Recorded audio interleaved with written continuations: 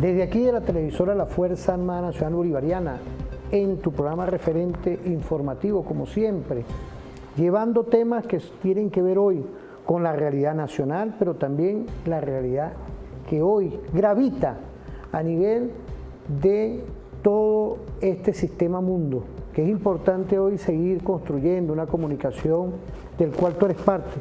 Por eso yo quiero saludar a nuestros oficiales superiores, oficiales subalternos, tropa profesional, tropa alistada y personal no militar, que está hoy dentro de todo el estamento militar, y no militar, al comunero, al artesano. Empezamos en esta mañana, como siempre, perfecta e ir construyendo comunicación que está aquí, mira, y hoy muy especialmente en nuestra Constitución que siempre llevamos, pero vamos a desarrollar un programa del que nuestra Constitución es la base fundamental, como siempre en todos los Estados-nación lo tenemos, y no podía faltar que tengamos un invitado que desarrolle una línea del que es importante hoy seguir dándole a cómo nosotros vemos las cosas. ¿Dando por qué? Porque son clases, son disertaciones. Hoy tenemos con nosotros al doctor Hernán Escarrá Malavé, PhD, magna cum laude en Ciencia Jurídica, igualmente postdoctorado summa cum laude en Derecho Internacional, doctor summa cum laude en Derecho Internacional Público. Quiero saludar a la familia del ULAC, igualmente a la familia de nuestra Universidad Católica Santa Rosa, a todas estas universidades que hoy ejercen una corresponsabilidad.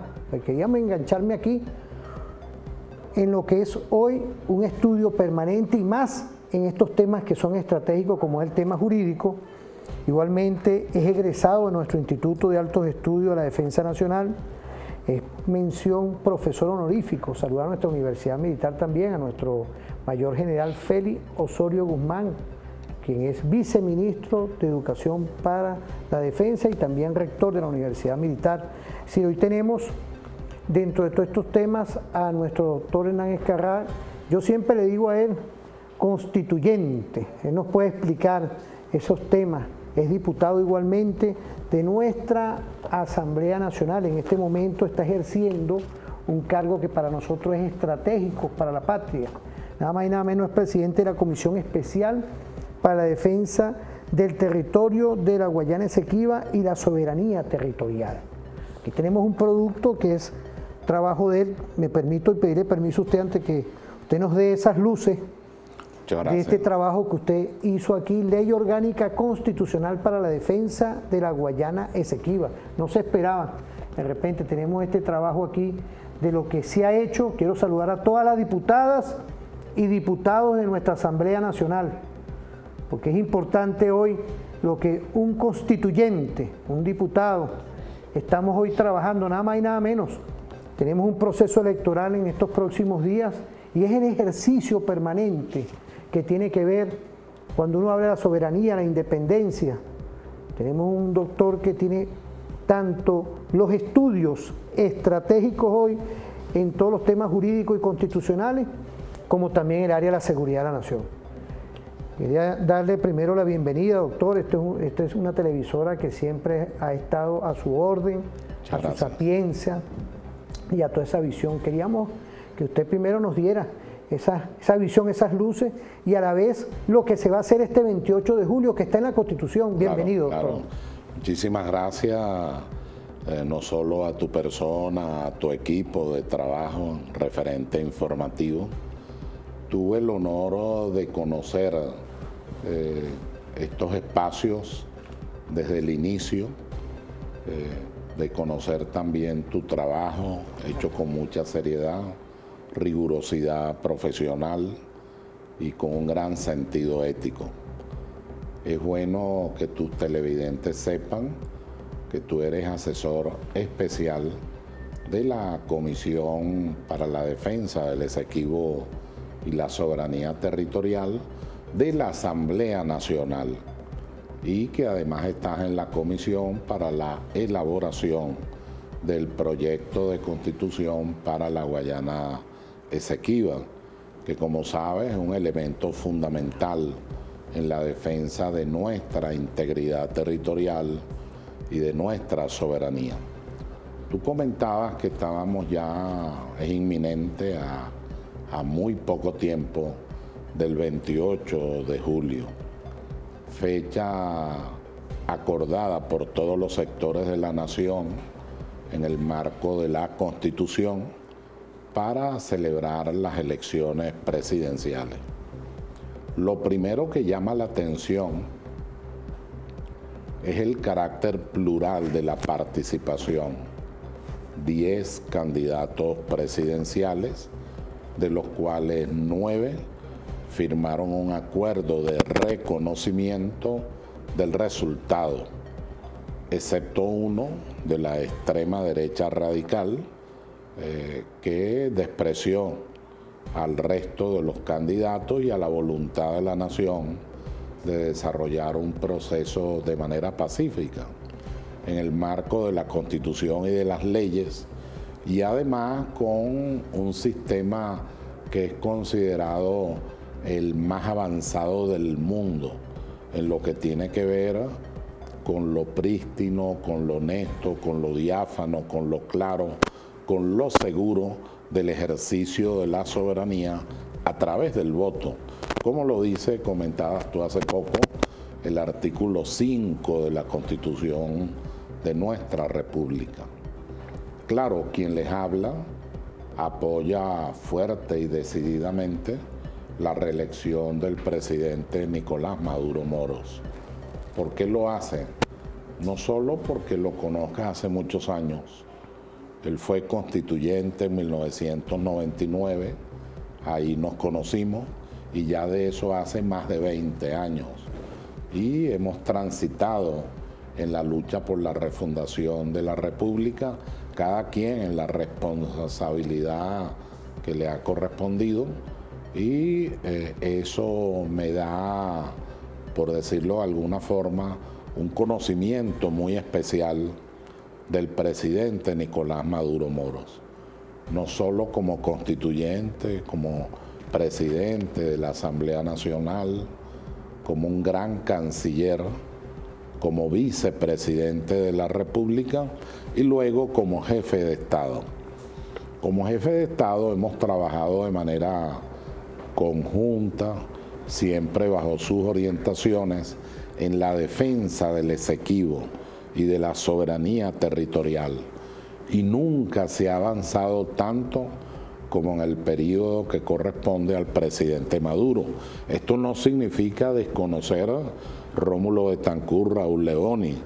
Ellos, por supuesto, tienen que ver con el Acuerdo de Ginebra, ellos tienen que ver con la primera solicitud que se hace a las Naciones Unidas, pero en el caso del presidente Maduro, sobre todo a partir de 2015, cuando la ExxonMobil creó una alarma internacional señalando, eso lo llaman bulla, una bulla internacional, señalando que había muchísimo petróleo, como en realidad es así, en la zona en contención. En ese momento el presidente se presenta al Parlamento y hace una defensa impecable, contundente, clara, inequívoca de lo que es nuestra soberanía, de lo que son nuestros derechos.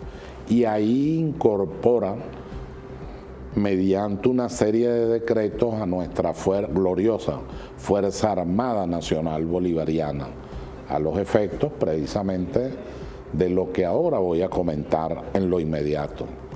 De tal manera que lo primero que me mueve con una gran satisfacción venezolana, patriótica, ciudadana, al voto por el presidente Nicolás Maduro Moros, es su defensa inequívoca, intachable, firme de lo que es nuestra soberanía y de lo que es nuestra integridad territorial.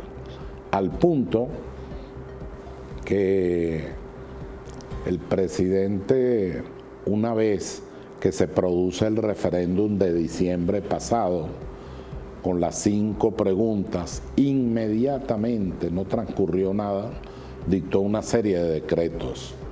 Entre esos decretos está el nombramiento de una especie de jefe de gobierno que pudiera coordinar las actividades del nuevo Estado, el Estado de la Guayana Esequiba. Ahí pues está el mayor general, como todos sabemos, Rodríguez Cabello, que ha hecho un gran trabajo, un extraordinario trabajo. Lo nombra él y nombra a Tumeremo como la capital administrativa, mientras se va desarrollando este Estado. Pero además, entre otras decisiones, donde crea el Esequibo, la Guayana y el Esequibo de la CBG, PDVSA y el Esequibo, va creando una serie de instituciones y estructuras a través de la vicepresidenta Delcy Rodríguez Gómez, quien también ha hecho una extraordinaria labor en esta materia, sobre todo internacional, ante la Corte Internacional de Justicia, presenta al Parlamento casualmente la ley orgánica para la defensa del territorio Esequibo, del Esequibo nuestro, del nuevo Estado.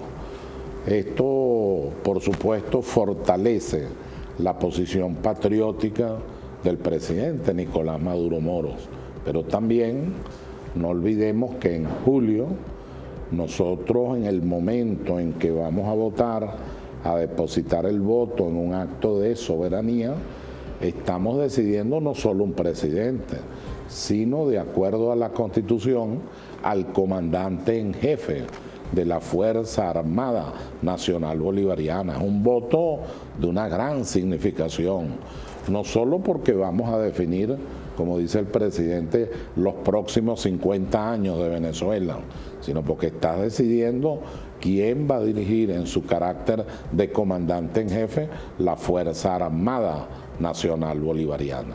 De tal manera que estos son algunos de los aspectos que nos mueven con mucho entusiasmo en el convencimiento de que el país ha dado grandes luchas, ha enfrentado junto al presidente hechos de verdad extraordinarios y muy difíciles. El COVID, por ejemplo, también ha enfrentado las medidas coercitivas unilaterales, el bloqueo norteamericano, ha enfrentado situaciones difíciles en el orden social y sin embargo el pueblo unido a la revolución bolivariana y a su líder, con el legado del comandante Chávez, ha avanzado hacia la recuperación de lo que había ocurrido, pero también hacia la consolidación del Estado Nacional venezolano.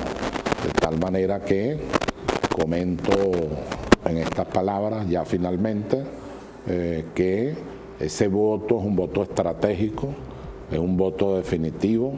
Sé que va a ser un voto consciente y por eso va a ser un respaldo muy mayoritario al presidente Maduro en el proceso de reelección para continuar con lo que dice la Constitución, los actos de refundación de la República. Hay algo importante con el tema de la soberanía hoy, de interés nacional, que tú eres el que en definitiva tienes que tener una conciencia. Cuando yo hablo de ustedes, son en esta unión perfecta, en esta televisora que no es nada más de la Fuerza Armada. Nos hemos dado ya en esta tarea y nos llegan mensajes de todo el territorio nacional gracias a ese Dios que nos ilumina, ese Padre Eterno, ¿no? Y está plasmado de que tiene que haber una conciencia por los intereses que se están moviendo hoy. Usted nos dijo muy sabiamente el tema de la ExxonMobil. Las amenazas de estas corporaciones y ese estado profundo, la podemos ir neutralizando este 28 de julio con la fórmula que lleva nuestro presidente y candidato Nicolás Maduro Moros. Claro que sí, en primer lugar porque él es el presidente de la paz. Él ha convocado mediante la diplomacia bolivariana de paz al concierto de las naciones, en primer lugar, lo que le ha dado a Venezuela una posición moral integral en las Naciones Unidas y también una voz muy clara en defensa de la democracia, del Estado de Derecho, de los derechos humanos y de las libertades fundamentales por una parte. Pero por la otra, el presidente Maduro ha avanzado con mucha fuerza, con las misiones, con inversiones, con protección de los sectores más vulnerables a la idea de una integración en justicia de la población, tal como lo dice el texto constitucional en el artículo 2. Venezuela se constituye en un Estado social y democrático de derecho y de justicia, y habla de garantizar la vida, la libertad, la justicia, la equidad. Habla también del pluralismo político que se ha respetado, como comencé con la primera reflexión, de tal manera que el 28 de julio nosotros vamos con la seguridad, no solo que se va a avanzar, no solo que se va a concretar, sino que en realidad todo el esfuerzo que se ha hecho ahí tendrá grandes resultados en lo económico, como ya comienza a tenerlo, en lo cultural también, sin lugar a dudas, pero también en la institucionalidad del Estado. Y lo vemos en el propio proceso electoral. ¿Quién se inscribió? Todo el que reunía los requisitos previstos en la Constitución y en la ley. Ahí no hubo discriminación para nadie, absolutamente para nadie. En el orden del pluralismo político, nosotros ahí tenemos desde las posiciones de centro-derecha, centro-izquierda, hasta la extrema derecha radical y violenta, que en realidad, ya esta es una opinión personal, no van por el hecho electoral, sino por buscar asumir el poder a cualquier costo, incluso generando cualquier situación de distorsión de la realidad. Eso de que usted se inscriba para una candidatura presidencial y diga, hay fraude, pero ¿cómo usted va a decir fraude si no ha comenzado la elección? La elección se produce el día 28 y ya están en un plan internacional, yo lo llamo hollywoodense, de crear fantasías, de crear mentiras ante una realidad muy fuerte, que es que la mayoría está de Venezuela con la revolución bolivariana y con el presidente. Pero hay otra distorsión muy grave que comentábamos hace poco. El señor candidato de la extrema derecha, González Urrutia, ha reiterado en diversas oportunidades, y hace poco, ayer, antier, ha dicho que él el día 28 gana y que el día 29 entrega a la señora María Corina, pues, la presidencia de la República. Eso es un hecho inconstitucional, que de paso está reglamentado, si tú me lo permites, en la Constitución. Para nuestros televidentes, con el mayor de los respetos, es muy importante revisar sobre este tema la Constitución y en particular lo relativo a las faltas absolutas. El artículo 233, yo se los voy a leer textualmente. En su único aparte dice: cuando se produzca la falta absoluta del presidente electo o presidenta electa antes de tomar posesión, se procederá a una nueva elección universal, directa y secreta dentro de los 30 días consecutivos siguientes. Es decir, si usted plantea entregar el poder y ocasiona una falta absoluta, lo que hay es una convocatoria que hará el Poder Electoral para una nueva elección en 30 días. Pero la norma continúa diciendo: mientras elige y toma posesión el nuevo presidente o nueva presidenta se encargará de la presidencia de la República el presidente de la Asamblea Nacional, es decir, Jorge Rodríguez. Él sería el presidente mientras dura ese lapso de 30 días para una nueva elección, si es que se pretende hacer eso. Ahora, si de lo que se trata es de desconocer la norma, entonces ya no estamos en presencia de un hecho democrático, de un hecho electoral, de un hecho constitucional, sino estamos en presencia de un golpe de Estado. Y eso lo regula muy bien el artículo 333 de la Constitución y dice: esta Constitución no perderá su vigencia ni dejará de observarse por acto de fuerza o porque fuere derogada por cualquier otro medio, distinto al previsto, es decir, enmienda, reforma.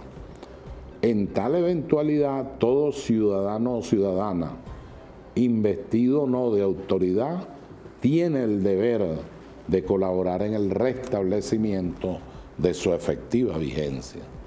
De tal manera que ante un hecho de esa naturaleza, todos los ciudadanos, los que estamos aquí, nuestra gloriosa Fuerza Armada Nacional Bolivariana, todos los sectores de la vida nacional, vamos a cooperar inmediatamente en el restablecimiento del orden institucional, del orden democrático, de la Constitución, del Estado de Derecho y la restitución de nuestra queridísima Venezuela.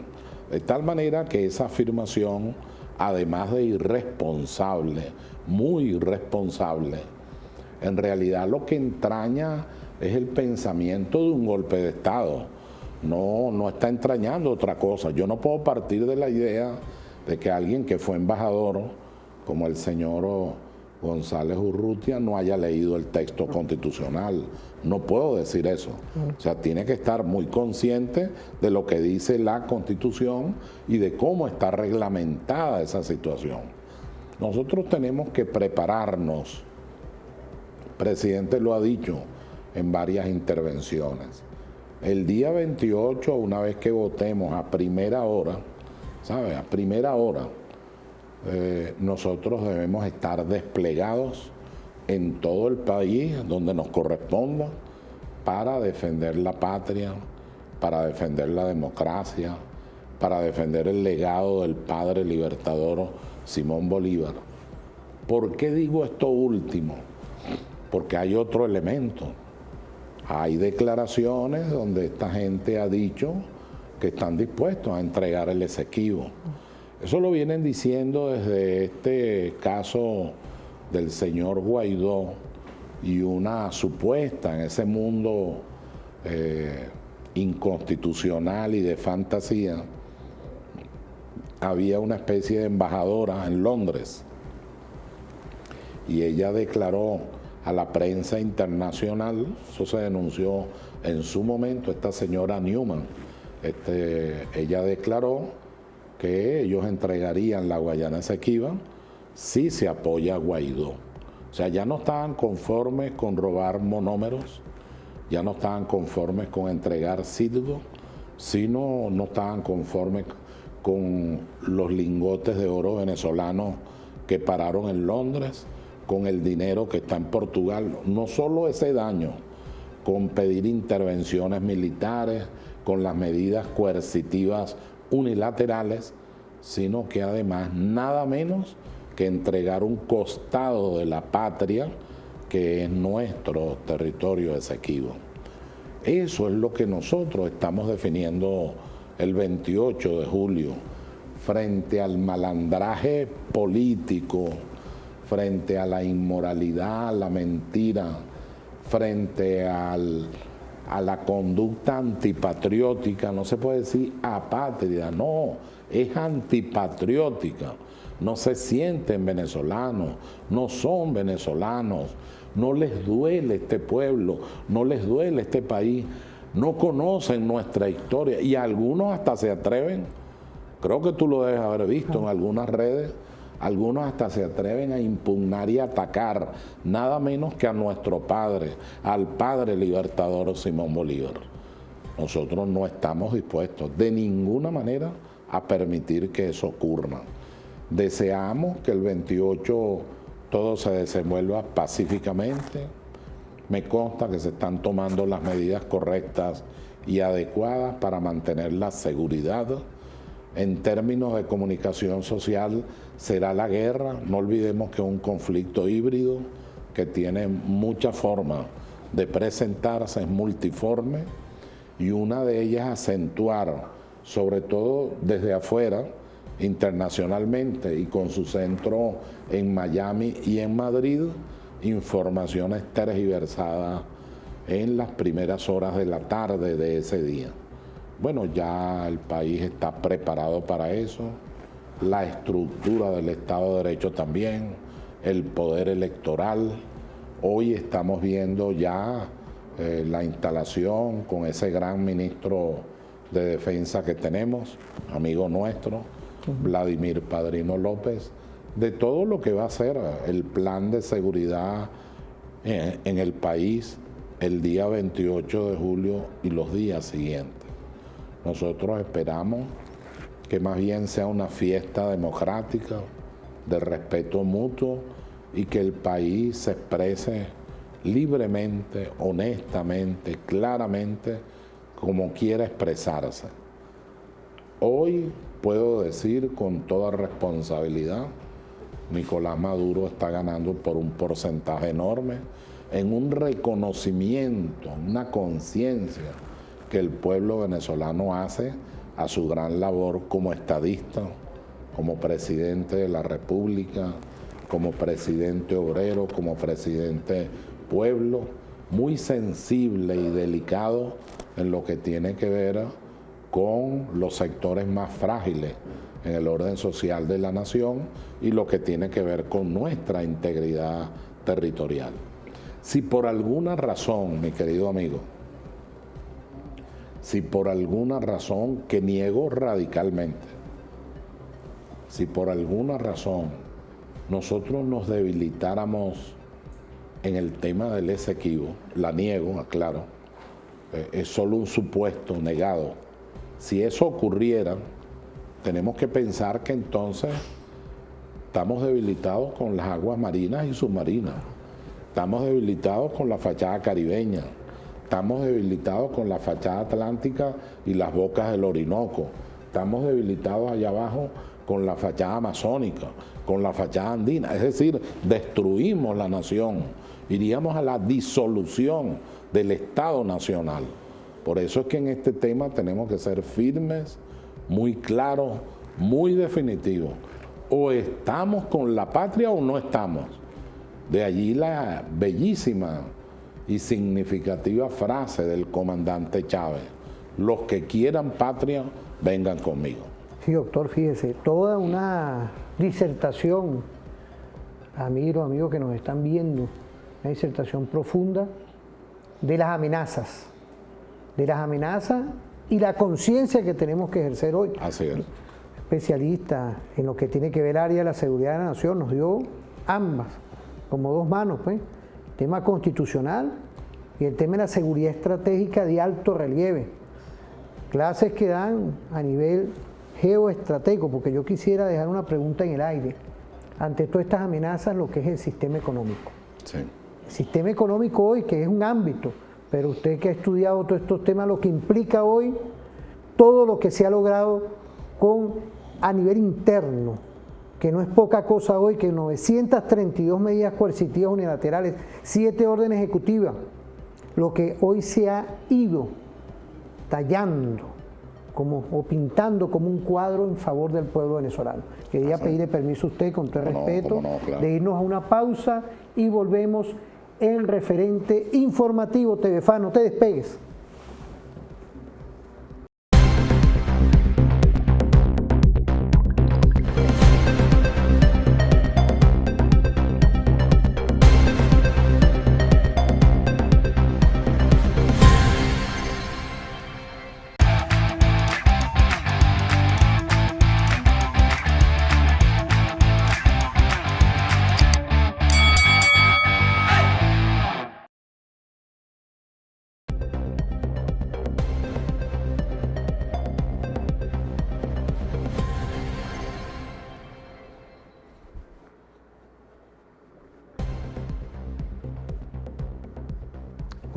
volvemos en esta fórmula que tú siempre nos acompañas y como siempre en esa unión cívico-militar, y yo le agregaría policial también, porque es un ejercicio hoy de lograr una comunicación diferente y pertinente para ti. Quiero agradecerle de verdad todos los mensajes que nos están llegando, pero también del detalle principal que es saludarlos con el respeto que nos lleva nuestro Dios, como siempre, una televisora diferente. Saludar también a nuestro ministro del Poder Popular para la Defensa, nuestro general en jefe Ibrahim Peña López, a todo el Comando Estratégico Operacional, nuestro general en jefe Domingo Hernández Lares, a todos nuestros componentes, porque hoy se desarrolla un evento y una fiesta electoral, que es lo que queremos. Ante estas amenazas, que en el segmento anterior nos dio una disertación de alto relieve de los escenarios y con posiciones muy claras porque tenemos la Constitución. Ahora bien, nosotros tenemos dentro de la Constitución 7 ámbitos. Sí me gustaría tocar en este segmento que ante todas estas medidas coercitivas unilaterales que estamos neutralizando todos los poderes, no era como antes con esa. Por eso es que hay que ver el error del 2015 de haber electo en ese ejercicio del sufragio una Asamblea Nacional que no tenía los intereses por nosotros, por ti que nos pueda estar viendo. Y vemos cómo hoy están coadyuvando todos los poderes, todos, en sincronía constitucional con la corresponsabilidad. Sí. ¿Para qué? Para que logremos el bienestar. Pero hay un ámbito hoy que ha sido golpeado, que nada más y nada menos el ámbito económico. ¿Qué lectura tiene hoy, doctor? Porque usted es constituyente y todo esto hay que seguirlo trabajando. No se pierde ese salto de patriota al ser constituyente, al ser diputado, en todos estos temas que estamos hablando, que es el interés nacional. El ámbito económico, ¿qué lectura usted le ve para estos próximos años? Porque ha habido una mejora significativa. Sí, cómo no, claro. Pero viendo el ámbito estratégico desde nuestra episteme constitucional. Sí, lo primero es que nosotros tenemos una constitución que permite la participación de todos los sectores en lo que se llama el Estado social y la economía social. Nuestra economía prevista en el texto de la Carta Máxima no es la economía liberal ni liberal burguesa.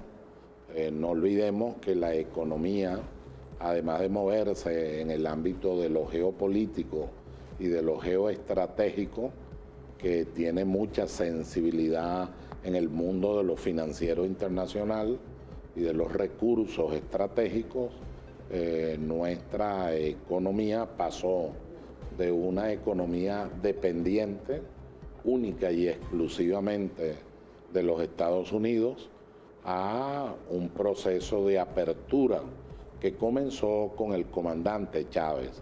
Lo que hoy estamos recogiendo con China, estamos recogiendo con Rusia, estamos recogiendo con otros países, ha sido fundamental para que no destruyeran a Venezuela, porque el ataque proveniente de la Unión Europea, de los Estados Unidos, de Inglaterra, fue verdaderamente no solo hostil, sino tremendo. Hay que ver lo que significa que no podamos comercializar nuestro principal recurso natural.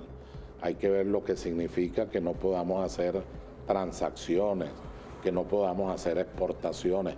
Incluso aquellos que se aliaban a nosotros estratégicamente para las exportaciones fueron sancionados. Es decir, la idea de quebrar, de maltratar, de desbaratar la economía ya fue superada con una gran resistencia del pueblo venezolano y además con la conducción muy certera del presidente Nicolás Maduro. Eso trajo además no solo inversiones, que es fundamental para cualquier país que quiera desarrollarse.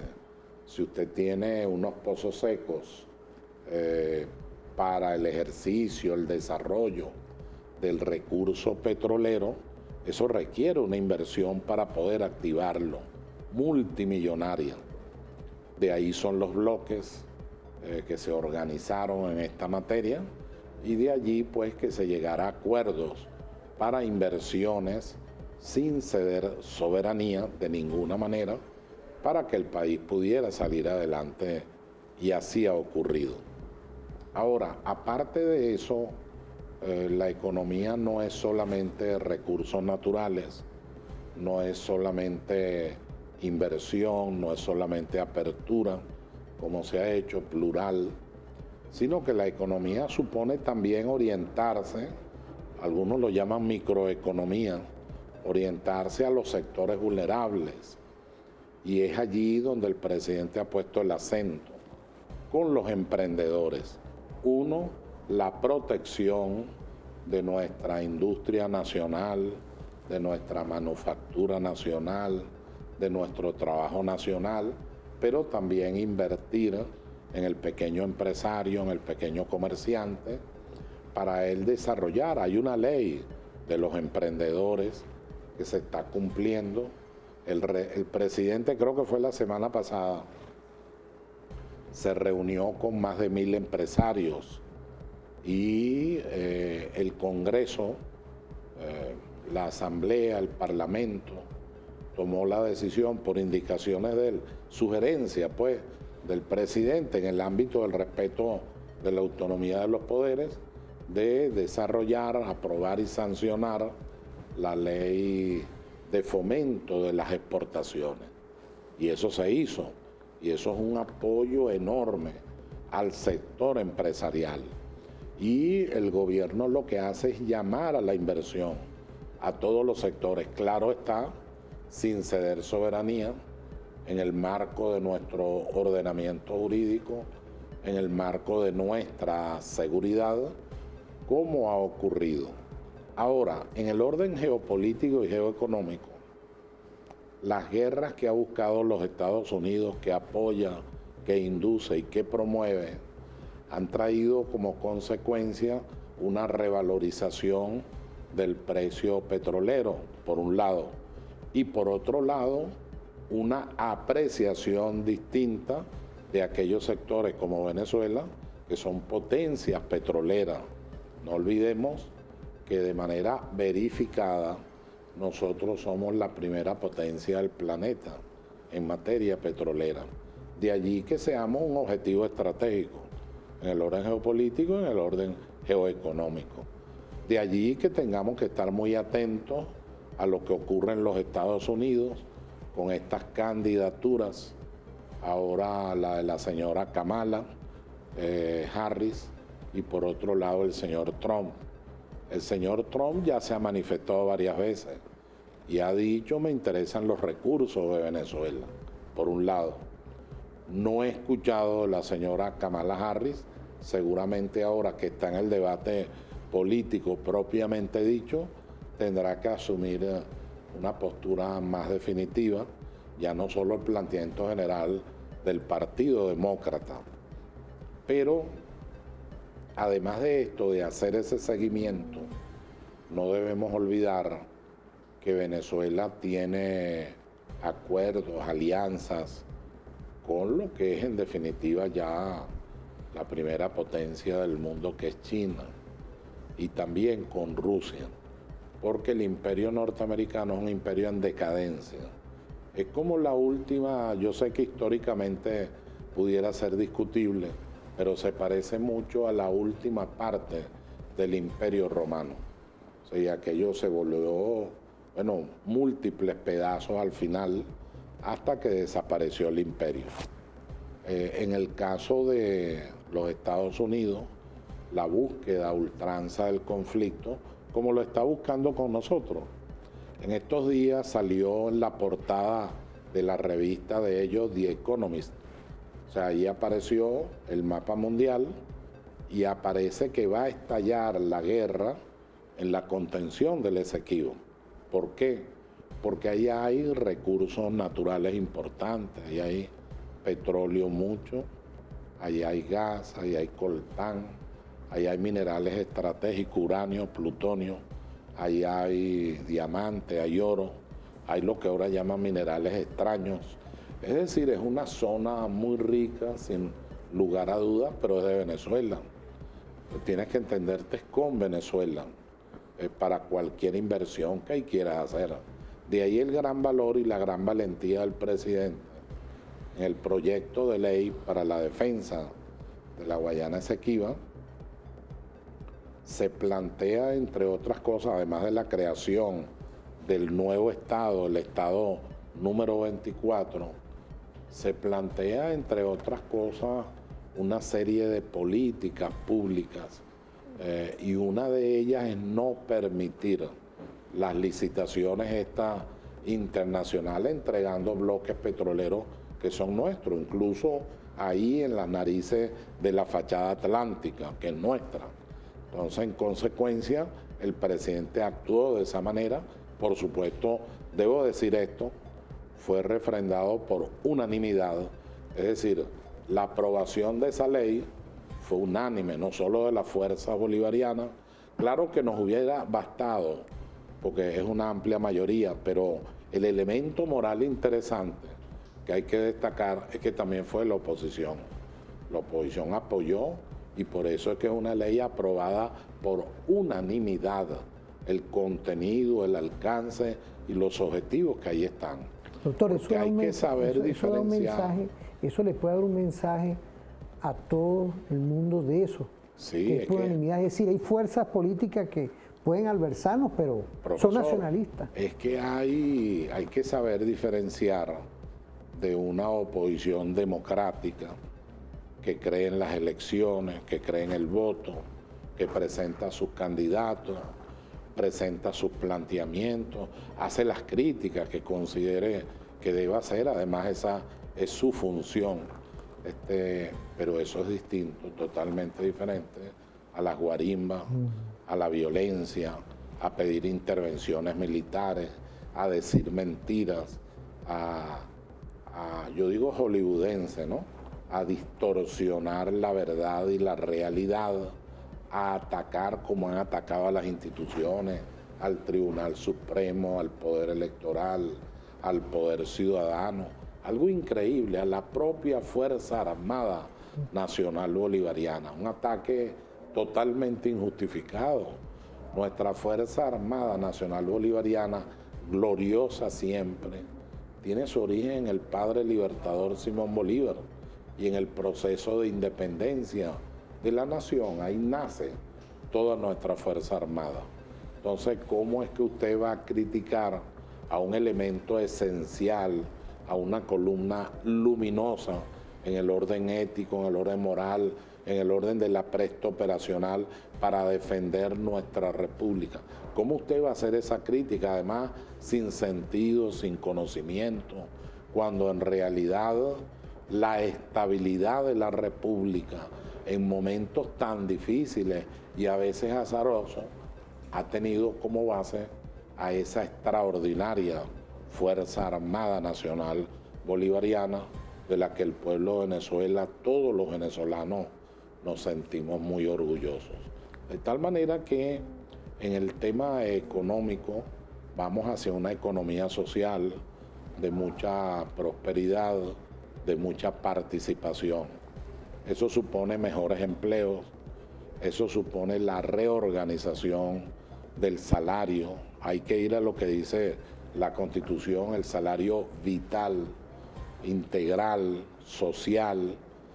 Eso supone, entre otras cosas, que todos los venezolanos puedan participar de la riqueza petrolera, de la riqueza de los recursos, en términos de servicios públicos, en términos de educación, en términos también de emprendimiento y de iniciativa, entre otras cosas. Y ese es el paso que ahora vamos a dar.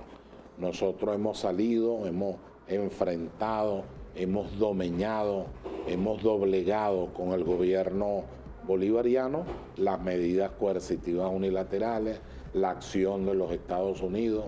Los Estados Unidos, estos días lo dijo el presidente, no le ha quedado otro camino que hablar con Maduro, no le ha quedado otro camino que crear comisiones y que esas comisiones de diálogo vayan abriendo los senderos necesarios para que restablezcamos, independientemente de las diferencias, de las cosmovisiones que podamos tener, pero necesariamente tenemos que ir al diálogo, a un diálogo constructivo. Venezuela tiene, además, creó la constituyente pasada, 2017-2020.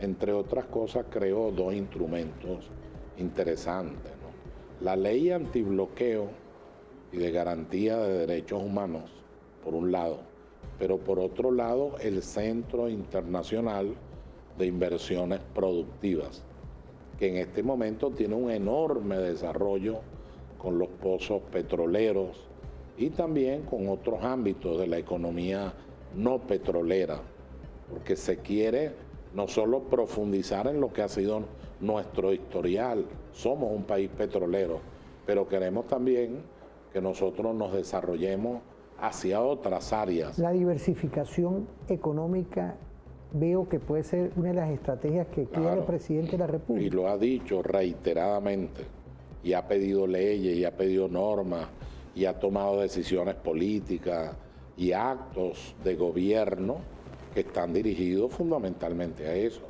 Esta ley de fomento de las exportaciones no petroleras, así se llama, está dirigido casualmente a eso, a que nuestros emprendedores, nuestros empresarios, en armonía con el Estado y en la idea de darle primacía a los intereses de la nación con respecto a sus ganancias moderadas, justas, nadie lo discute, y en el marco de la seguridad podamos nosotros de verdad avanzar hacia la configuración de una economía social. No es una economía liberal de mercado.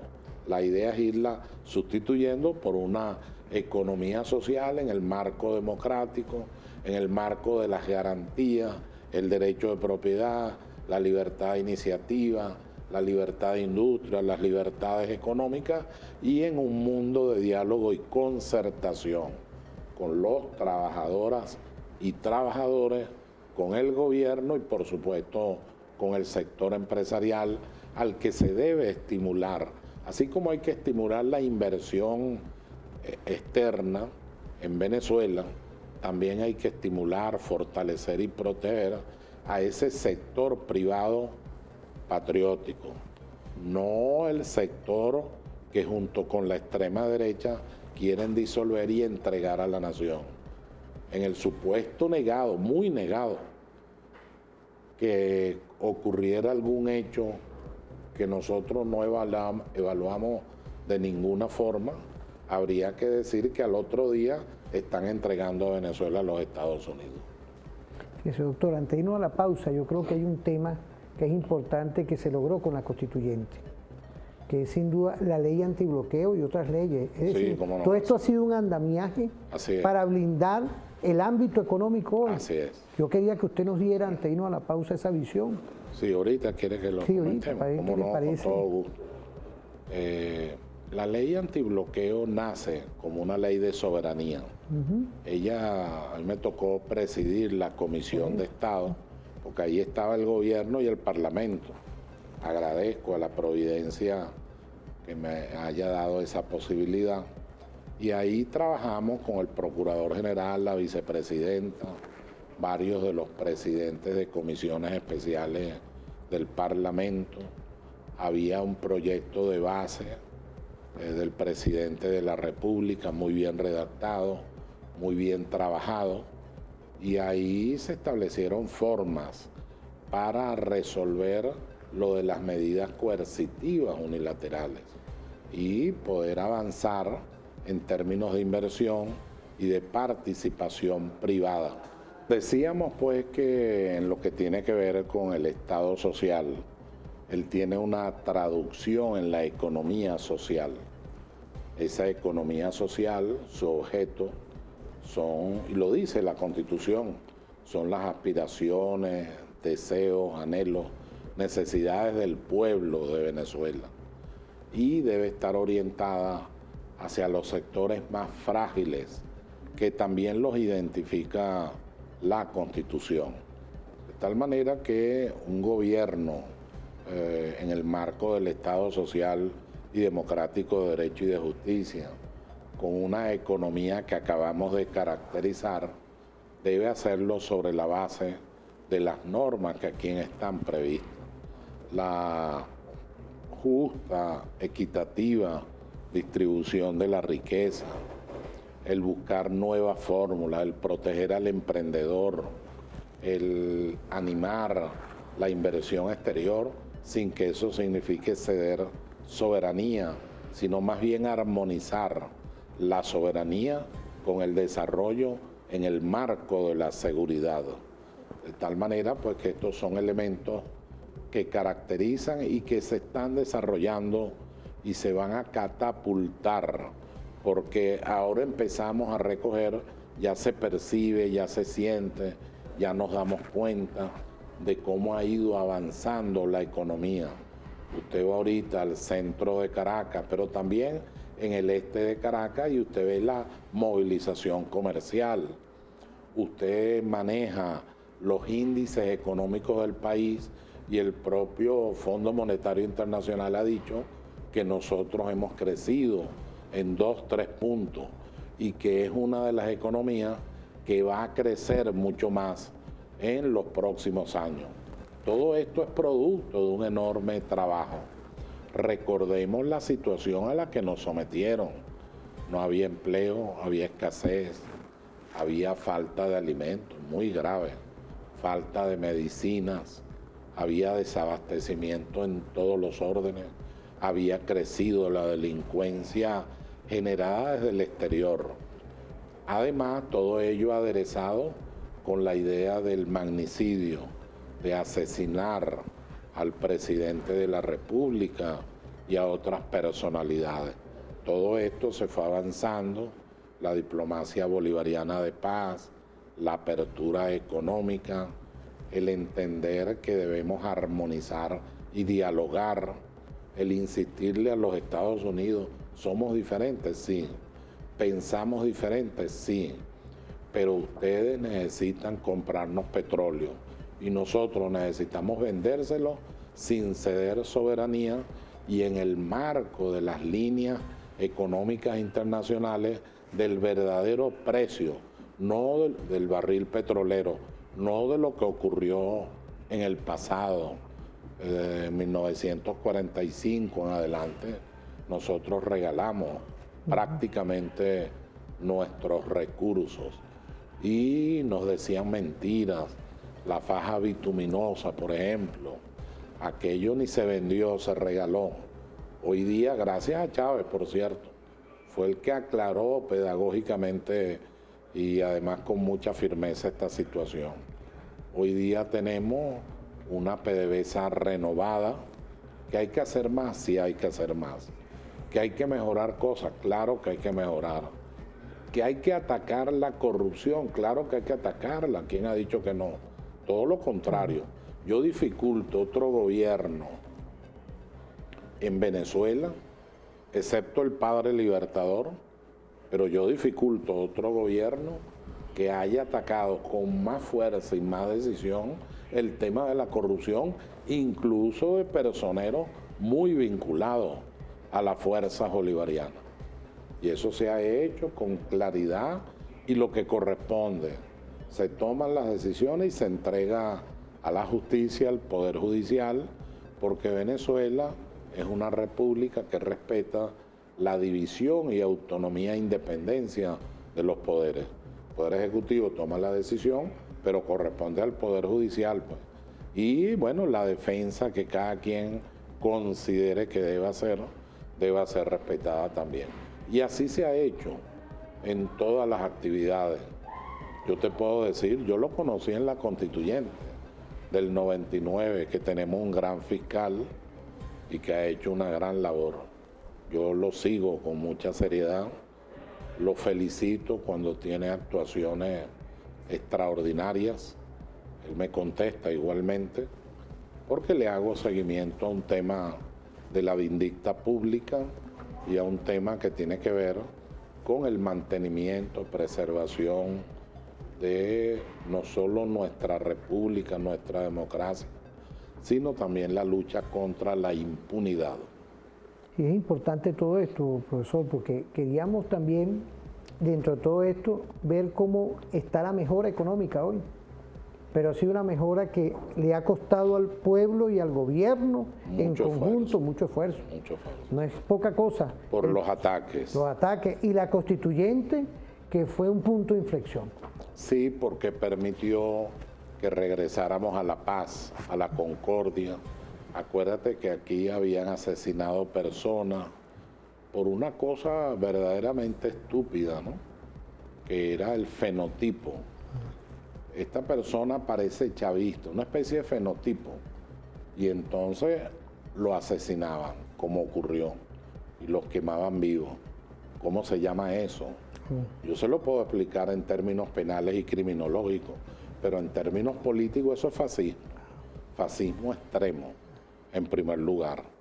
En segundo lugar, nosotros venimos también de una situación de violencia interna, y trajo como consecuencia muertes de motorizados. No sé si tú recuerdas ¿cómo se llama? Las líneas esas que pusieron. Las guayas. Las guayas, que el motorizado no las veía. Y claro, cuando él avanzaba, quedaba degollado. Las intervenciones, la manera muy trepolinaria de atacar, la forma de perseguir a la gente, de gritarle, de intentar quebrarla en el orden moral, familias enteras, además de los asesinatos que ocurrieron en Venezuela. Todo eso se fue superando con grandes... de hecho, yo pertenecí a una comisión presidencial que tenía que ver con esto, y además con la indemnización de las víctimas. Entonces, y pude de manera directa constatar hechos verdaderamente asombrarían. Los que han estudiado la criminología saben lo que estoy diciendo. Asombrarían a la escuela de Ferri y de Garófalo. Aquella idea del homo delincuente, el que nace delincuente, de verdad, que se pensaba ya superada, muy superada. Cuando uno ve estas cosas dice, oye, pero estas tesis no están tan superadas. Como tampoco las tesis fascistas que ahora pretenden imponerse en Venezuela. Venezuela es un país sencillo, es verdad. Todos somos gente más bien sencilla, pero es un país democrático, igualitario. Para nosotros es muy difícil. Además, el Libertador nos dio grandes ejemplos. Acuérdate cuando le dijeron que besara la sandalia del Papa, y no lo hizo. O sea, eso decirlo ahorita quizás no es algo demasiado trascendente, pero colócate en la época. ¿Entiendes? Todo el mundo se arrodillaba y besaba, y él dijo que no, yo no. Él es igual a mí. Igual que manifestó cuando Napoleón Bonaparte llega y se coloca. Bueno, él la calificó como algo verdaderamente lamentable. Cuando se coloca él mismo la corona, y él le tenía respeto a Napoleón Bonaparte hasta ese momento. ¿Por qué? Porque él venía de una posición más bien igualitaria. Habría que preguntarse, pues fácil decirlo, aquí sentados nosotros dos, pero pregúntate en un sistema productivo como el de la colonia, que el libertador le dé la libertad a 1000 esclavos. ¿Tú sabes lo que eso significa? Entonces él nos tradujo no solo en el discurso de Angostura, sino en su comportamiento, en su conducta, en su manera, un sentido de igualdad. Para nosotros los venezolanos la igualdad es un valor fundamental, como lo es la libertad también, claro está, como lo es la dignidad, sin lugar a dudas. Por eso es tan importante cada vez que recordamos el nacimiento del padre libertador. Yo suelo decir con mucha honestidad, sin pretender confrontar a nadie, que después de Cristo el hombre más grande que ha dado la humanidad es Simón Bolívar. Unamuno. Sí. Y Unamuno, ahora que recuerdas a Unamuno, cita en una carta, dice lo siguiente, en la parte final, dice, sin Simón Bolívar lo mejor de la historia de la humanidad hubiera quedado incompleto. Entonces, bueno, él es el corazón de la nación, él es el espíritu nuestro, de toda la república es bolivariana, de la revolución en la que estamos comprometidos. Y él dejó las líneas, lo que hoy día los sociólogos llaman, él dejó un proyecto civilizatorio que no ha concluido, que estamos desarrollando. El presidente Chávez fue un revulsivo para eso, un desencadenante, y eso viene desarrollándose en todos los ámbitos. Fíjate, profesor, yo quería irnos a una pausa, porque usted tocó algo medular también, la geopolítica. La geopolítica de Bolívar hoy, que la está materializando nuestro comandante y presidente candidato Nicolás Maduro Moros. Sí, claro. Vamos a irnos a una pausa y volvemos.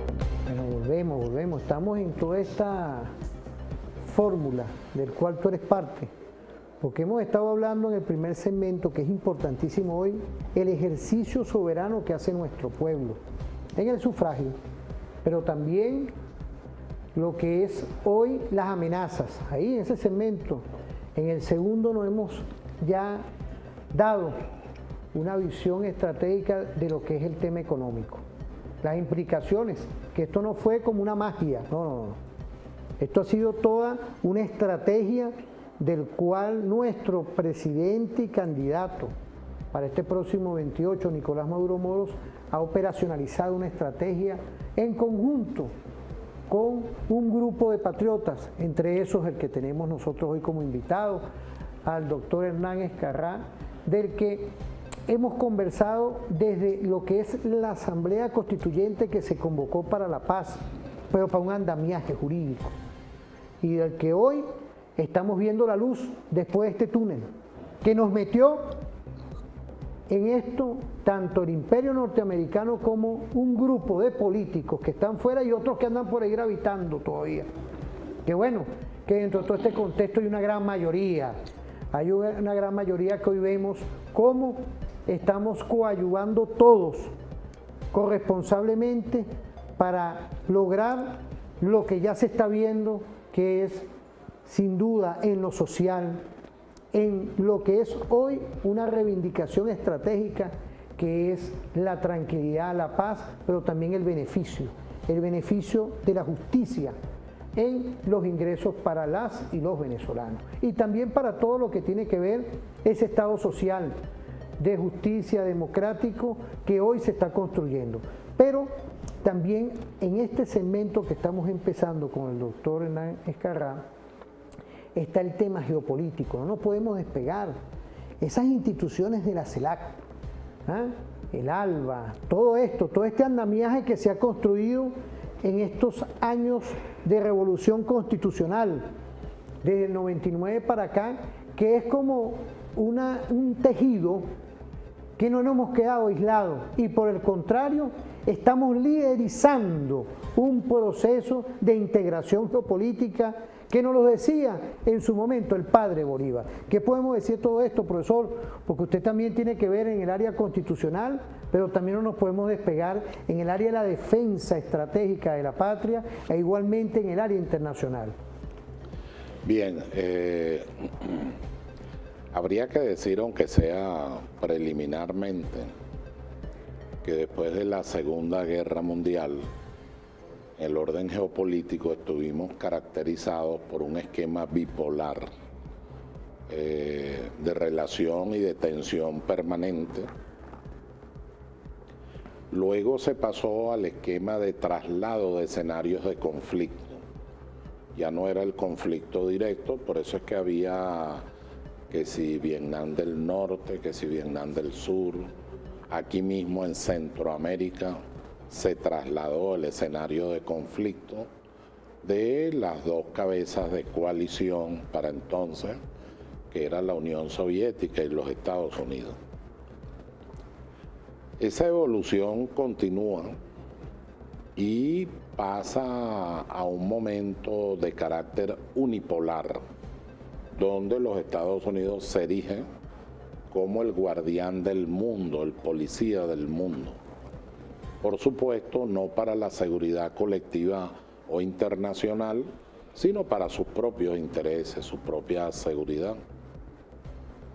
Ya había sido anunciado por la doctrina Monroe en relación al continente, América para los americanos, opuesta al planteamiento del padre libertador Simón Bolívar, hasta llegar al actual momento de decadencia del imperio y donde economías emergentes, poderes emergentes, vienen planteando con mucha fuerza la idea de la pluralidad del poder en el orden político internacional y el esquema multicéntrico. Esto es parte de la doctrina bolivariana de paz. Eso pasa por la idea de reformar la Carta de las Naciones Unidas y reorganizar el Consejo de Seguridad de las Naciones Unidas, eliminar el derecho de veto que tienen las potencias y más bien por el contrario dar una mayor participación a todos los sectores. Son más de 190 países inscritos en la Organización de las Naciones Unidas. En el orden geopolítico, realmente el planteamiento final es que estamos en una etapa crucial donde se modifica la doctrina de seguridad y defensa, la doctrina de seguridad internacional y el propio planteamiento geopolítico. Ya la idea unipolar es casi inexistente. Ahora estamos pujando, como decía, por un sistema pluricéntrico que viene desarrollando la República Bolivariana de Venezuela, pero que también es concebido así en Europa, en parte de la América Latina y otros países. Hay que agregar a esto que la geopolítica siempre tiene un fundamento económico y un fundamento estratégico.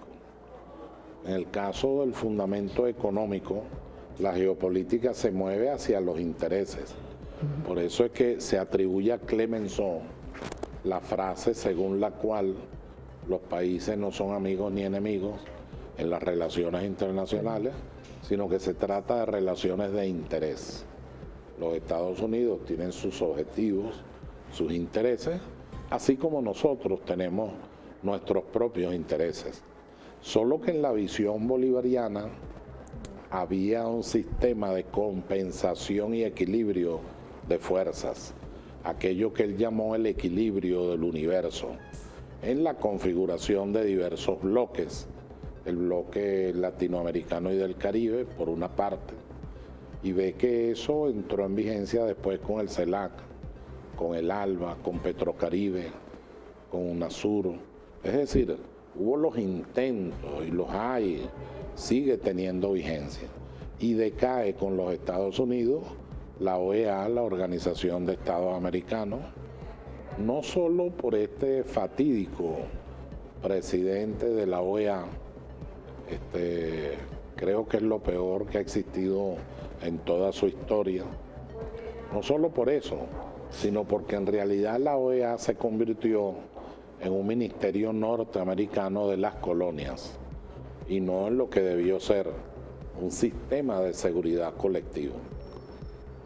Pienso que marchamos hacia un mundo de mayor solidaridad con otros liderazgos, así como hay economías emergentes, también hay un poder emergente. Está la India, no solo China, Rusia, no solamente el sureste asiático, no, está también la India y hay otros países. En la América Latina nosotros deberíamos y debemos avanzar mucho más en la idea de la unidad, en medio de la pluralidad. Unidad no quiere decir silencio o cercenar pensamientos, por el contrario, pero sí debemos tener objetivos nacionales colectivos, por ejemplo, la soberanía, la autodeterminación, la no intervención, la no injerencia en aquellos asuntos que solo corresponden a la soberanía de nuestros pueblos. Todo ello, por cierto, expresado en la Carta Máxima y en el texto constitucional, es lo que se ha procurado desarrollar en el ALBA, por ejemplo. Es decir, hay una serie de instituciones de carácter latinoamericano que están orientadas a provocar un equilibrio con lo que constituyen los Estados Unidos, Canadá y sus aliados.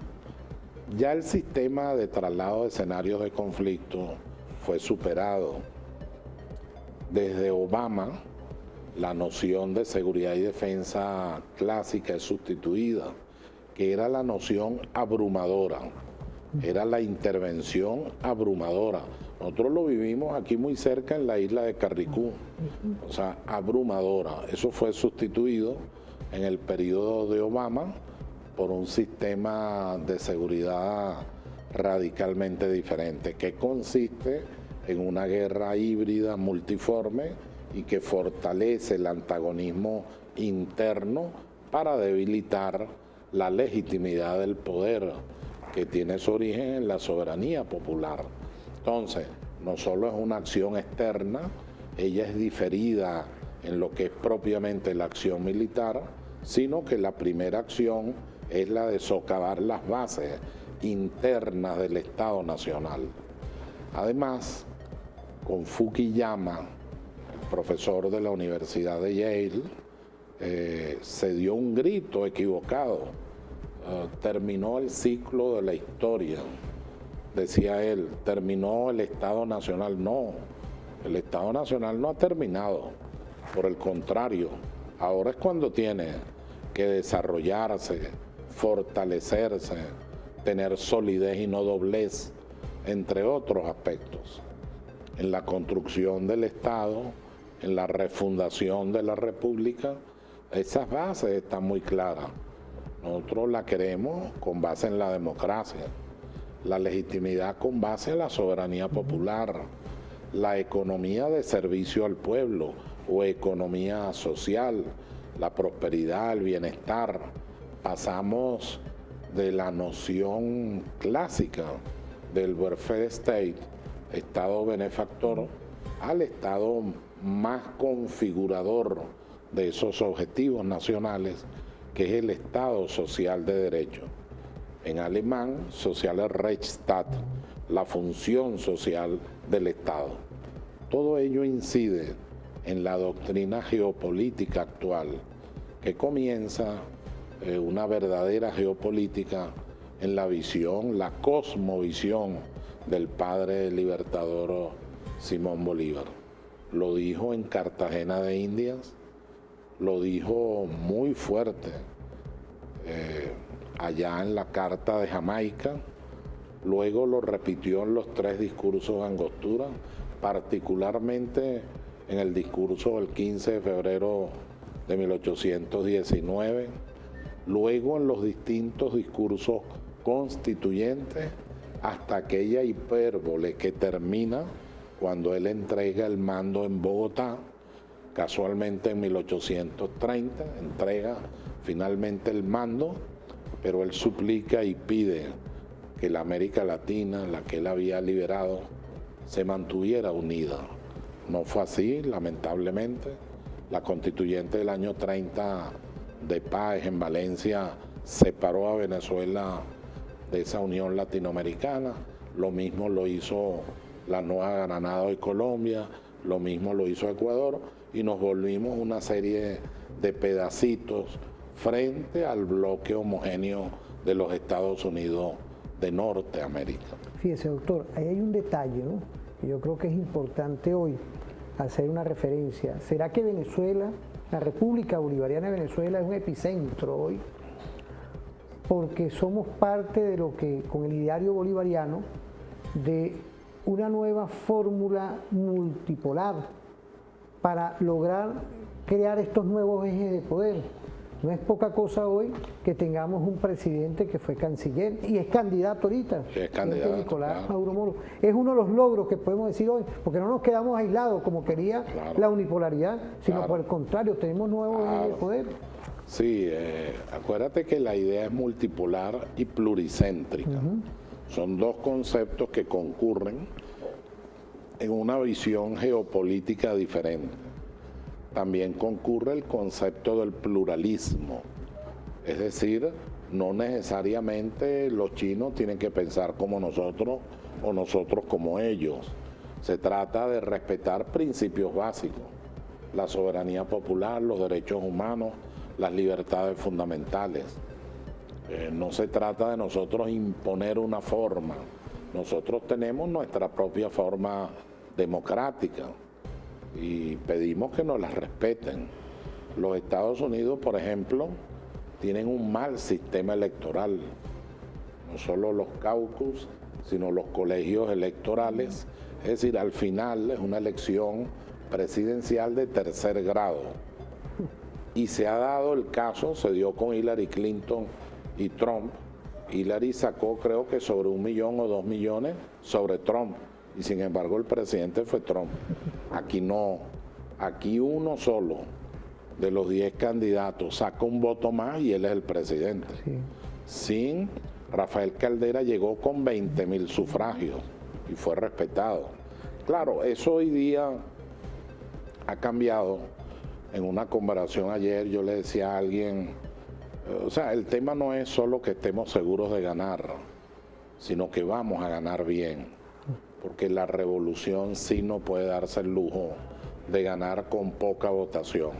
Nosotros tenemos que ganar abrumadoramente, multitudinariamente, como lo estamos viendo en todas las concentraciones a las que asiste el presidente de la República.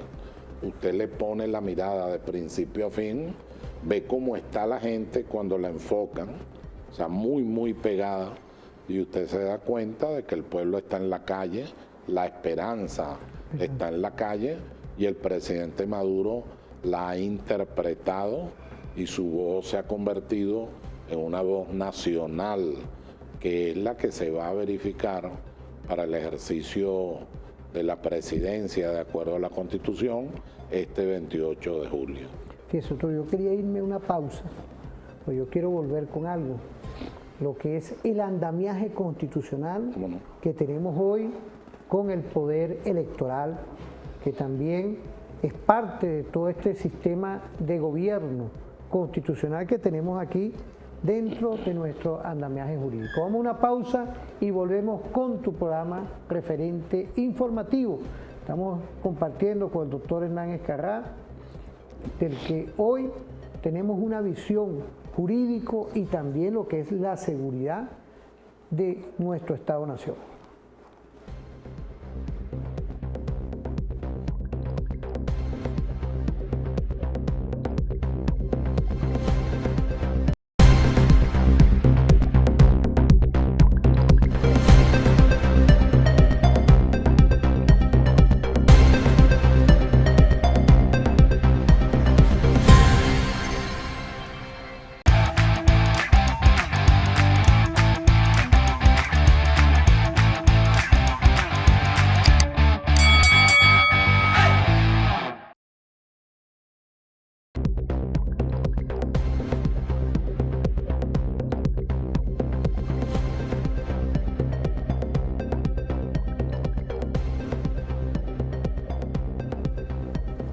Volvemos. Ya en este último segmento es importante, ¿no? Todo esto que hemos hablado, porque es como unos balances del que, en definitiva, tenemos dos visiones: la visión del patriotismo, del constitucionalismo, del respeto a la ley, de todo lo que hemos hecho en esta travesía de medidas coercitivas, que eres tú, yo, todos los que nos hemos quedado aquí, y de que los que están llegando ahorita también entienden de que allá afuera es diferente ese escenario.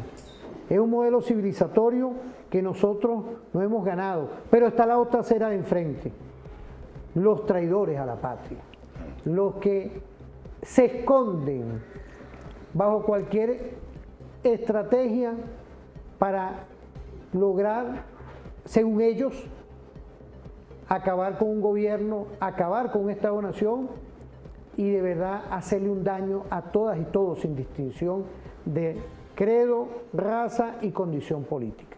¿Qué podemos decir hoy culminando? Pues tenemos un Consejo Nacional operacionalizado ya con todas las instituciones de la Fuerza Armada, tenemos un presidente hoy candidato, tenemos también candidatos que están en la acera de enfrente, que creen en la Constitución.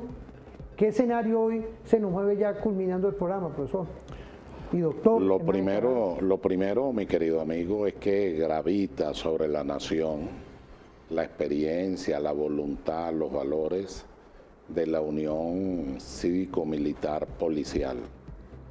Eso constituye, a mi modo de ver, la base de todo el esquema de seguridad democrática, podríamos llamarla así, porque se trata de la seguridad, defensa, respeto de los derechos fundamentales de los electores, del soberano, que en definitiva es el pueblo, este 28 de julio. Yo tengo una gran confianza en esa unidad civil, militar y policial, así como tengo una gran fe y confianza en el pueblo de Venezuela. Este es un gran pueblo, extraordinario. Rómulo Gallegos decía: la raza que ama, sufre y espera. Este pueblo, que es expresión de esa visión galleguiana, en realidad es también un pueblo heroico, valiente, muy definitivo en sus sentimientos, en su manera de ser y muy amante de su patria, nuestro pueblo. Claro que hay excepciones. Siendo muy joven, leí un libro que se llamaba El problema de definir lo nuestro, de un escritor llamado Efraín Subero. Y él decía allí: el problema está en que los que están aquí, muchos de los que están aquí, en realidad no lo son, son de allá. Y yo veía la frase como muy simple, ¿no? Yo decía: no son de aquí, sino de allá. Y resulta que la frase es tremenda, es capaz de horadar nuestro tiempo. Están aquí, pero no son de aquí. No aman nuestra tierra, nuestro folclore, nuestra bellísima historia, nuestras ciudadanas y ciudadanos. No tienen el orgullo que tenemos muchos de ser venezolanos. Te comento esta anécdota que salió en un medio, en el Nacional de entonces. Estábamos en 1999 ya terminando en la redacción de la Constitución, el proceso constituyente, y una periodista se me acerca y me dice: usted propuso la doble nacionalidad y fue aprobada. Mi pregunta es: ¿usted cuál es su doble nacionalidad? ¿Usted la tendría? Le dije: sí. Primero Venezuela y segundo Venezuela. Esa es mi doble nacionalidad. 2 veces venezolano. Y si hubiera una plurinacionalidad, entonces yo sería plurivenezolano, porque sería venezolano otra vez.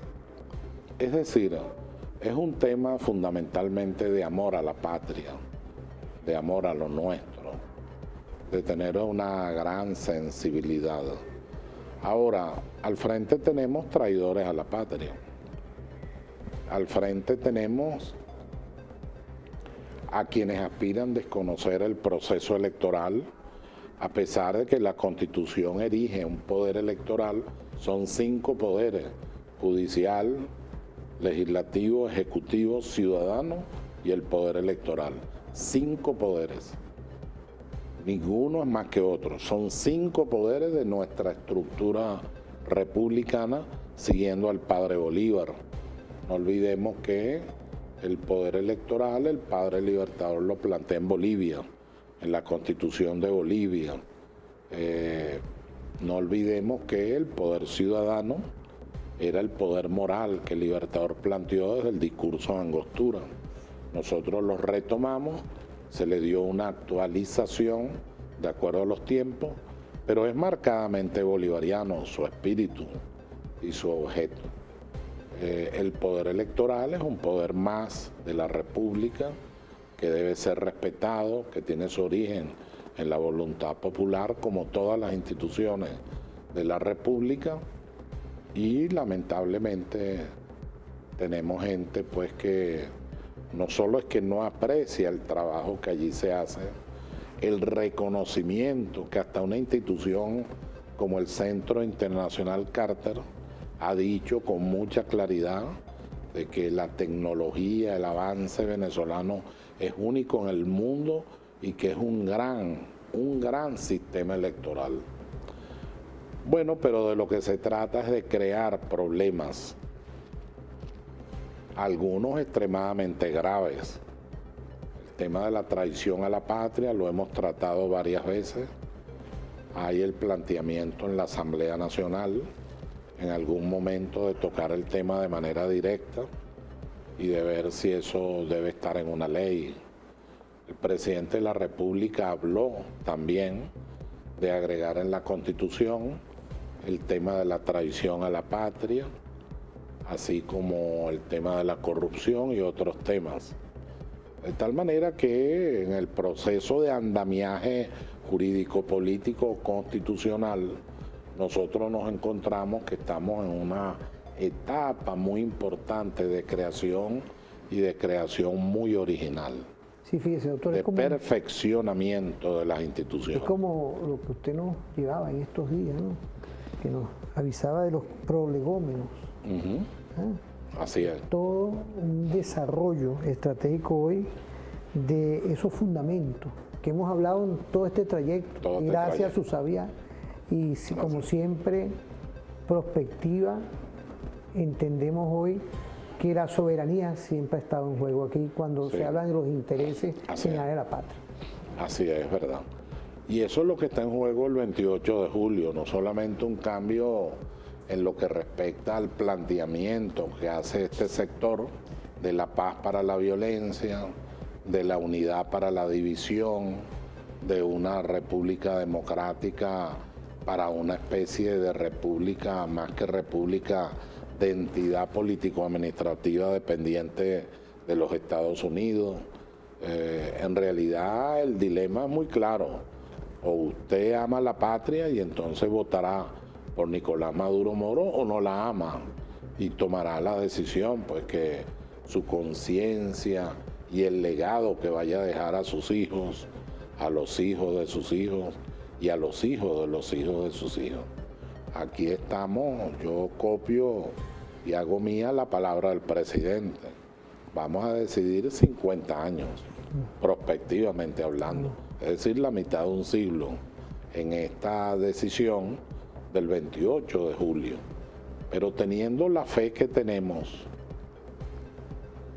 teniendo también el conocimiento de nuestro pueblo, teniendo claras nuestras banderas, sabiendo que se ha tenido que luchar para la restauración moral y ética de la República, que se ha tenido que hacer un gran esfuerzo para pasar de la economía del Estado liberal a una economía social y humanista, que hemos tenido que hacer también grandes esfuerzos para el perfeccionamiento de las instituciones, la participación popular, la organización de las comunas, de los consejos comunales como base fundamental, no solo de la movilización del pueblo, sino también del empoderamiento de sus derechos, que son fundamentales. Nosotros vamos hacia allá con un gran progreso, con un gran bienestar, con mucha claridad en que no hay forma alguna, te lo repito con énfasis, no hay manera, no hay forma de pensar de que nosotros pudiéramos perder el Esequibo. El Esequibo es nuestro, fue nuestro y será nuestro siempre. No hay manera. Ahí está todo, ya la nación se pronunció en un referéndum consultivo inédito, no porque no estuviera en la Constitución, sino que es la primera vez que se consulta al pueblo sobre temas tan delicados de política exterior, de relaciones internacionales y sobre todo de soberanía. Este 28 de julio, mi mensaje es que desde temprano, al oído de las primeras cornetas, nosotros vayamos a nuestro centro electoral, votemos eso no es más de un minuto, con la facilidad con la que podamos votar. Algunos votarán por los distintos partidos del Polo Patriótico, en mi caso arriba y a la izquierda y donde está sonriendo Chávez, el PSUV, ahí es mi voto, pero respetando los demás votos pues de lo que es el Frente Bolivariano, esta unidad de distintos partidos de la revolución y de distintos partidos que han venido trabajando en la continuidad del cambio. Entre las mentiras que dicen está el cambio. No, no es el cambio. Usted va a decidir o por la continuidad del cambio o por un retroceso absoluto. Usted va a preferir ver hacia adelante o dedicarse a ver el retrovisor y entonces llegar a la violencia, a las guarimbas, a la entrega de Venezuela, a la corrupción. Bueno, esa es una decisión. La mayoría del pueblo venezolano, al igual que mi persona, con toda humildad, ya tenemos nuestra decisión tomada. El próximo presidente, por virtud de la reelección presidencial prevista en la Constitución de la República Bolivariana de Venezuela, es un gran estadista, Nicolás Maduro Moros. Así es, creo que ahí dentro de todos estos temas que estamos conversando hoy, culminando el programa, con estas pinceladas, esa a mi criterio igualmente es la opción, Nicolás Maduro Moros, porque hoy no podemos ver atrás, tenemos que ir hacia adelante. Sí. Yo quería permitirme también enviarle un saludo tanto a él, nuestro candidato, Nicolás Maduro Moros, como también a nuestra primera combatiente, la doctora Cilia Adela Flores de Maduro. Cómo no, una gran mujer. Fue la primera mujer presidenta de la Asamblea Nacional en la historia de Venezuela de 1811 hasta ahorita. También tuvimos mujeres valiosas y tenemos mujeres valiosas, presidentas del Tribunal Supremo de Justicia, presidenta de la Asamblea Nacional, tuvimos una gran presidenta del Poder Electoral, hemos tenido mujeres pues en el Poder Ciudadano, y todo esto lo que significa es que la revolución respeta, quiere, ama y reivindica a la mujer venezolana. Sí, fíjese, y es todo hoy en esa visión de garantizar la democracia y la paz. Así es, mediante el diálogo. La propuesta del presidente es el diálogo, dialoguemos, busquemos los puntos de encuentro. Método estratégico hoy, el diálogo. El diálogo, claro, para desarrollar la paz en Venezuela y que la familia venezolana pueda avanzar. Ya tenemos, fíjate, terminada la elección, ya estamos al frente de diciembre, ¿sabes? Inmediatamente, es algo increíble como corre el tiempo. Es un tiempo de niños y niñas, es un tiempo de bellas fantasías, es un tiempo espiritual. Bueno, lleguemos con una familia unida, la familia venezolana, y con los mejores deseos a las mujeres y hombres de buena voluntad. Sobre todo la idea de la paz, que como una gran bandera tomada con un pulso muy firme, enarbola el presidente Nicolás Maduro Moros. Quiero mandar un saludo al doctor Eduardo Escarrá, talasocrático. Ese es mi hijo. Claro, estamos estudiando. Quiero enviar un saludo porque en estos estudios permanentes, bajo la sapiencia suya, doctor. Eso es muy bueno, el que estudie la talasocracia. Recuerda que en su origen griego, en realidad es el poder, la intervención del poder en los mares. No es exactamente un sistema político, sino es el conocer cómo en los océanos se desarrolla este poder. Así dijeron los griegos. Después lo dijo Morgenthau, después lo dijo Lidelhart, y después lo han dicho pues los actuales conocedores y pensadores de la talasocracia. Si tú la picas por la mitad, las talasos son océanos, cracia, democracia. Entonces son formas de intervenir, de gobernar y de entender geopolíticamente a los océanos y lo que ellos significan para el desarrollo de la humanidad. Fíjate que cuando tú ves el mapa nuestro, nosotros nos contentamos mucho, ¿no? Una belleza de mapa con su Esequibo incorporado sin rayas. Pero ese mapa hay que agregarle más de 1 millón de kilómetros cuadrados que tienen que ver con las áreas marinas, que tienen que ver con los espacios náuticos, a donde tú has podido vivir, has podido verlo. Yo lo vi en el IAEDEN, nos tocó ir a los monjes, nos tocó en las fragatas misilísticas y es una experiencia que yo agradeceré siempre. Y me informaron, me dijeron, me comentaron que los soldados donde ustedes fueron en La Blanquilla ven tu programa y hablaron de tu programa. No, eso es lo que nosotros vemos, entre otras cosas.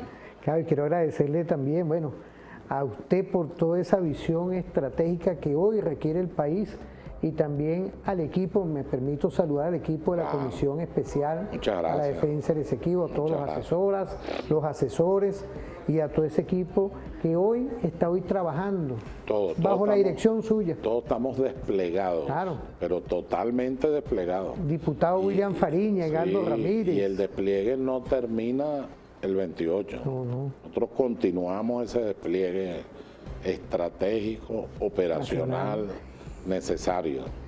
Ahí tenemos un equipo verdaderamente extraordinario. Fariñas cumplió años, creo que fue ayer.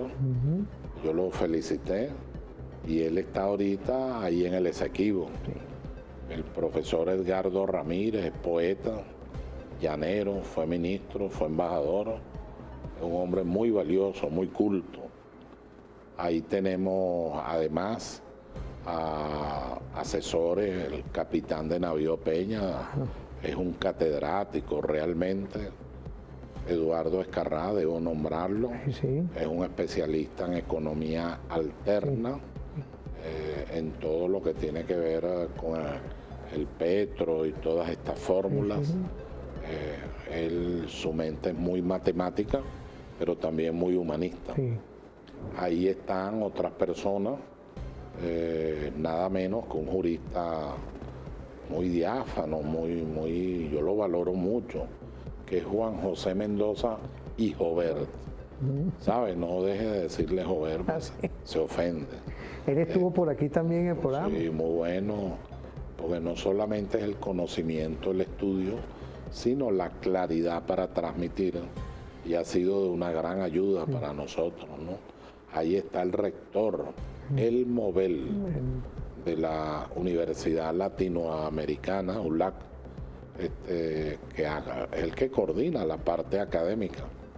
Y con él se hizo un primer libro que tiene que ver con todos los títulos de Venezuela, desde la era precolombina hasta hoy, todo lo que es la configuración territorial, incluyendo los actos papales y otros, ¿no?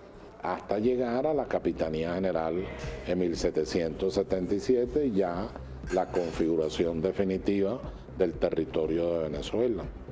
Entonces, de verdad es un gran equipo. Tenemos al almirante Jiménez Ratia. Ahí está el almirante Jiménez Ratia, mi amigo, a quien yo aprecio mucho. Él es el director, coordinador de los estudios postdoctorales de talasocracia. Es un hombre muy inteligente, muy valioso, defendió a Venezuela cuando estaba en plena actividad militar y hizo salir de aquí también, como lo han hecho otros, Alessandrello también, el almirante Alessandrello, hizo salir de aquí a quienes pretendían simular que estaban en interpretaciones oceánicas y en realidad se estaban metiendo en nuestro territorio. Y se hizo valer la soberanía en una forma muy clara, muy determinante.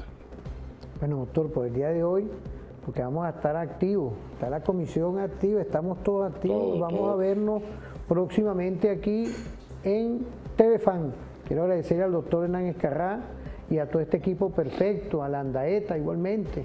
Doctor Landaeta. Doctor Landaeta. Por favor. Igualmente al doctor Vallenilla, se acaban de graduar de doctor. Claro, no. Sí. A todo ese equipo que hoy está... Son estudiosos y muy valiosos. Quiero agradecerle por este compartir de hoy y bueno, estamos activos y nos vemos en otra oportunidad. Claro que sí. La mano a usted, doctor. Mi querido profesor, gracias. Muchas gracias. Gracias. Bueno, esperemos que pasen un feliz día y nos vemos en otra oportunidad.